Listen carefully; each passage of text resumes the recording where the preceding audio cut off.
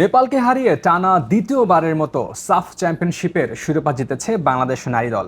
দেশে ফেরার পর থেকেই সংবর্ধনায় ভাসছেন সাবিনা মারিয়ারা। সেই ধারাবাহিকতায় এবার সাফ জয়ী নারী দলকে সংবর্ধনা দিয়েছে দেশের বৃহত্তর ইলেকট্রনিক্স ব্র্যান্ড ওয়ালটন।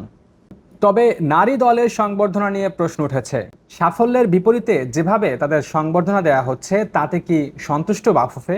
এমন প্রশ্নের জবাবে নারী উইংয়ের চেয়ারম্যান মাহফুজ আক্তার কিরণ জানান, নারী দলের জন্য স্থায়ী সমাধান চান তিনি। তো আমার বিশ্বাস মেয়েরা সেকেন্ড টাইম চ্যাম্পিয়ন হয়ে আসছে, তারা একবার হলেও চিন্তা করবেন যে তাদের পার্টিসিপেট করা উচিত।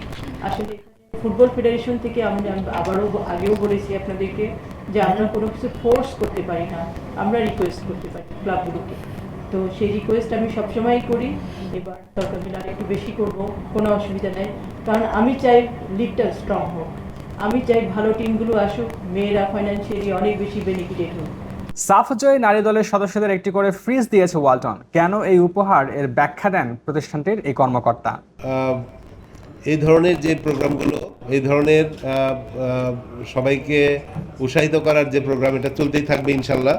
আর উইমেন্স উইংয়ের যে বাংলাদেশ ফুটবল ফেডারেশনের উইমেন্স উইংয়ের যে খেলাগুলো হবে ফেডারেশন আন্ডারে, যে কাপ থেকে শুরু করে যেগুলো, প্রায় সবগুলোর সঙ্গে আমরা থাকার চেষ্টা করব। কারণ আপনারা জানেন যে আমরা ইলেকট্রনিক কোম্পানি, তো আমাদেরকে বিজনেস ঠিক রেখে চেষ্টা করতে হয়।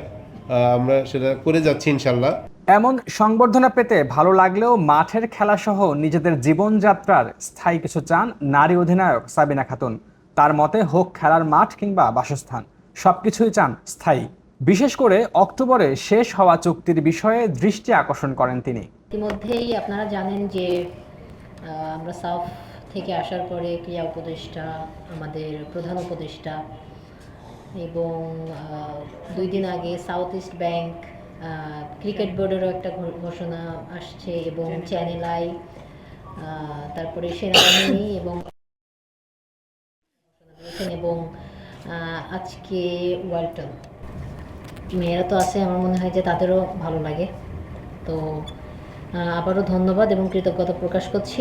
আশা রাখছি যে আপনারা যেভাবে মেয়েদের ফুটবলকে উৎসাহিত করে যাচ্ছেন, আগামী দিনগুলোতেও আমাদের পাশে থাকবেন বলে আশা রাখছি।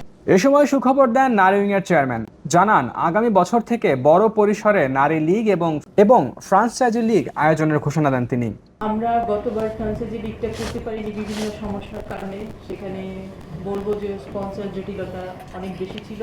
তো আমরা আশা করি, যেহেতু ফাহাদ ভাই এখন আমাদের ইন হাউস আছেন, স্কোতে আছেন, আমি ফাহাদ ভাইয়ের সাথে অলরেডি এটা নিয়ে কথা বলেছি। আমরা আগামী বছর আশা করতেছি যে আমরা ফ্রান্সাইজি লিগটা করবো। একইভাবে লিগের যাতে আমাদের বড় টিমগুলো পার্টিসিপেট করে, সেটার জন্য আমার অবশ্যই চেষ্টা সবসময়ই ছিল, এখনো থাকবে।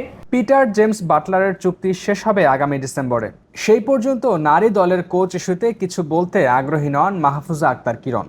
রুমা নাকন, বাংলাদেশ প্রতিদিন।